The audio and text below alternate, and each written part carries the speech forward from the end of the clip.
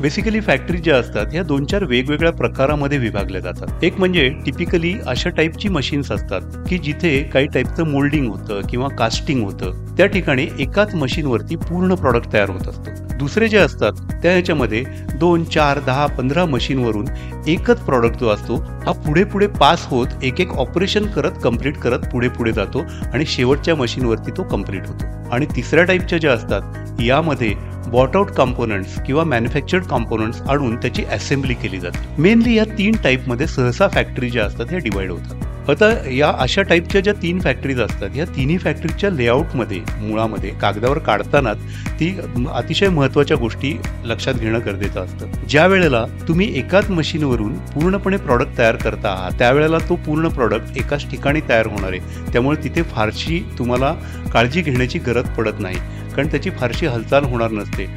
ज्याप्रमाणे त्याच्यामध्ये ट्रान्सपोर्टेशन किंवा मोशन या टाईपच्या ज्या गोष्टी आहेत या गोष्टी येण्याची शक्यता खूप कमी असते. पण ज्या ठिकाणी असेंब्ली टाईपचा लेआउट आहे त्या ठिकाणी मात्र या गोष्टीची अतिशय काळजी घ्यावी लागते.